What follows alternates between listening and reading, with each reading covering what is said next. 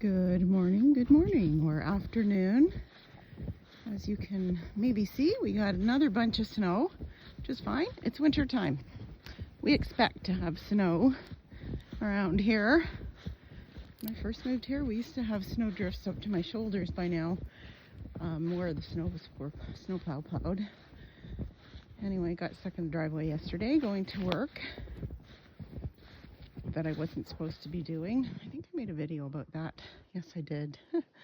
Yeah, I did actually end up getting stuck in the driveway, but got some ashes from my wood stove, got unstuck because it was slick underneath the snow, and my driveway has a slight slant on it where I have to turn around. So, just giving you that little tidbit because it just, to me, is just a nice thing about living a little bit self-sufficiently and the cycle of life and sustainability. The ashes, some of them for sure came from this very bush. Mostly deadfall is what I cut up, or I'm starting to try to clear the coniferous trees a little bit to let the deciduous grow better. So anyway, I was able to get out of the driveway using basically just a byproduct, because the wood that was grown here was used to heat my house, and then to get my car to the driveway. Win-win. And it'll be also used to make my driveway not as slippery. We got freezing rain, which we bypassed this year for the most part, and my driveway not as slippery for walking. See, I've got a tree down here. That's the kind of thing I'll cut up. I have a really nice wood stove that I can use anything. Come on, Goosey. Come on. Come on, baby. This way, honey. There you go. There we go. He can't see, so it's a little bit harder for him. So, please ignore the obvious poop stain or something on Zelda's butt that I just noticed. I'm not exactly sure how it got there. But anyway, that's the life with white dogs. I'm going to try to avoid it. So anyway, today, what should we talk about? It didn't even really pick something, so it's like mumble away. I think we'll talk about going on, because I was quite happy to be at the point now in my life that I can move on to the things that I used to call living. Before, I had to basically take a detour from my life for 2 years, very much because of these guys and the mess and the cats too, and the ducks and the chickens. I had to rebuild a lot of my coop. First year I had my surprise duck rescues, and that was a lot of work. It was basically falling down. I used to be out till 10 o'clock every night doing my chicken coop, left my chainsaw outside. We had torrential downpours that year. It was just miserable. Left my little Husqvarna chainsaw, which was battery powered, out and ruined it. Yeah, that was fun. But I got a bunch of Ryobi stuff because of that. Started collecting Ryobi, and I have lots of Ryobi tools, and I just love them. Anybody that is interested in doing any home repairs for yourself or doing some building, I could highly recommend Ryobi. Although any of the battery powered tools are probably really good. I have a few other ones too that I got, and it's better if you can stick to the same brand, because then you can use the same batteries in different ones, although there's 2 different kinds of batteries. So I've got like a lawnmower and a chainsaw that runs off the bigger ones, and I've got drills and sander. I did my car, my rocker panels, grinder, all kinds of stuff. A multi-purpose tool, just a power washer. They all run off of the smaller batteries, flashlights, which I use all the time. I had one night I got home and realized my chicken coop door had blown shut. And I get home at 7, so this time of year it's dark, and they go in by themselves. They couldn't get in, so 2 of them were up in a tree. So I put the flashlight on for them in case anything came, so the light would maybe detract them from going up the tree if a raccoon or something came. Although I haven't had any problems this year. I don't know if somebody has been killing everything, because I used to have a real problem with raccoons and foxes.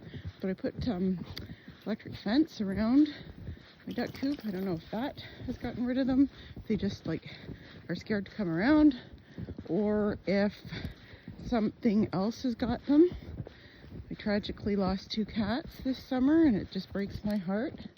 I don't know what happened to them, and I don't know if something got them, or if they suffered because they got lost, or what happens. I just still trying to get over that. The thought of them out crying because they're lost just breaks my heart. They were just beautiful, but they were feral. They were rescues, and they won't go to anybody, so I know that they never got a home unless they found a barn. But they disappeared within 2 days of each other, so I don't even know that they were together. They were sister and brother. I still have one of them left. It's just sad. And anyway, that is the life of a rescue. I find the more you have, the harder it is to lose it, and every single one of them has a sad ending, no matter how easy it is. And most of the time it's not easy. So that's one of the huge downfalls, and I see why people get burnt out and quit, especially with the vet situation now, which I will probably never shut up about. Not saying they're all like that, but it's hard to find one that isn't these days.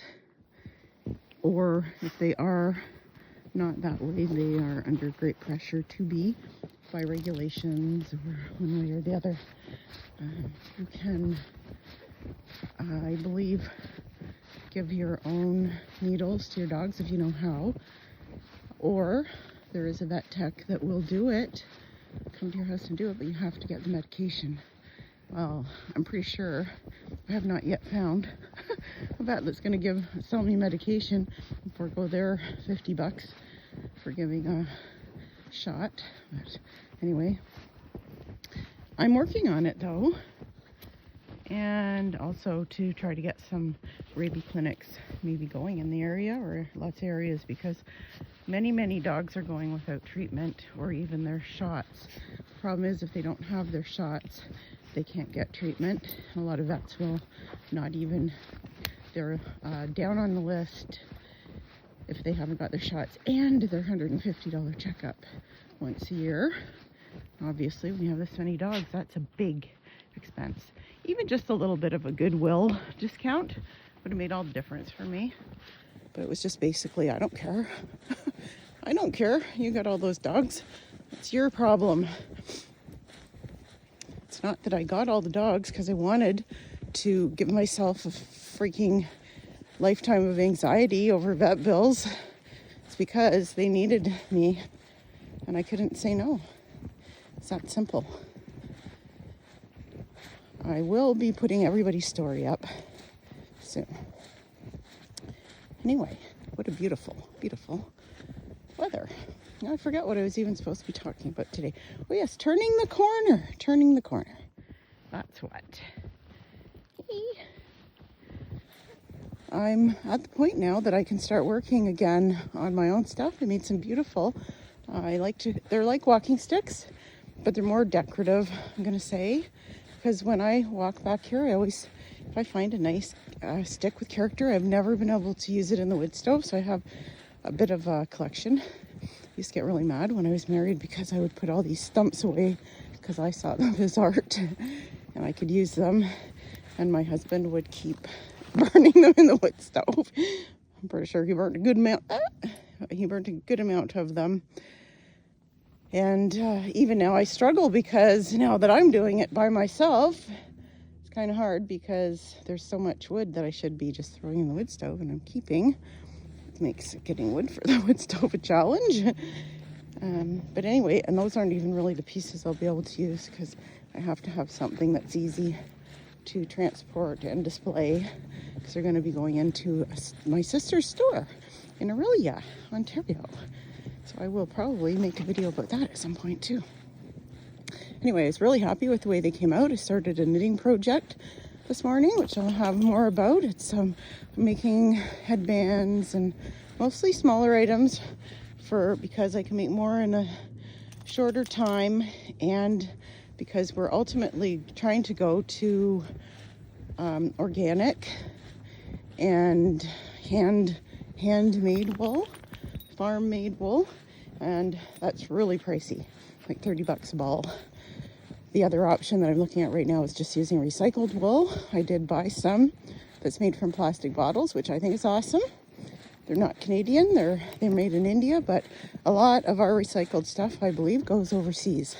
So it's a win. It's out of the planet and into a sweater. You can't get much better than that. So I'm going to be doing probably some of those too.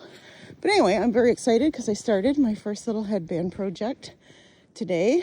It doesn't sound like a big deal, but it's 2 days of actually making progress with my dream, which is to work for myself again, to get out of the minimum wage hamster wheel of hell. It isn't just because you don't make enough money, it's because of the feeling you get of just being a worthless person that they don't care about, which is very obvious because anybody that has anything to do with how much money we make is rolling in enough money to have made my life a million times over, and I'm not asking for a handout. All I wanted was a full-time position with benefits and a couple bucks more than a new hire. I'm a good worker. I know a lot. Been there 14 years. And I have been the go-to in the store many times and do the ordering, basically run the garden center. Everybody loves me out there. I work my tail off. I deserve it. And I don't get it. I make a minimum wage. And that's the thing. You see that? That's an arrow my son put up because he's making a trail back here. That's my problem. Because when minimum wage goes up, if you're making more than minimum wage, you don't get a raise. So with minimum wage the last few years, it's gone up and we have not got a raise. So I make the same as a new hire. I make the same as a shit worker. I make the same as a person that doesn't know a damn thing that I'm training. I make the same as the people I'm training. It's just not right. And it really makes you feel bad. And then anybody who worked retail or also personal care workers, anything like that, who did not get any stimulus pay, I guess. I don't even know what it's called. I actually ended up having to repay. I got $2,000 and just assumed everybody was getting it. I was very happy. I thought it was because I was working out in the pandemic with the public, possibly gonna die, because nobody knew at first what was going on. And instead, I had to pay it back. If I didn't pay it back, they took it out of my HST or whatever payments that they give us back. So, like, it's not like you had a choice. And anyway, the whole experience just gave me a bad taste. And really, it took me from being a fairly happy employee, even though it was never a great job. But it's local. I don't have far to drive. That's the reason I'm there.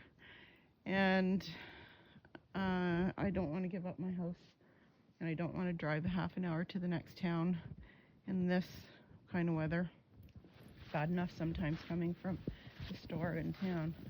So I'm very happy to have turned the corner, but it cost me 2 years of having to catch up from the trauma situation, I will say, and also just a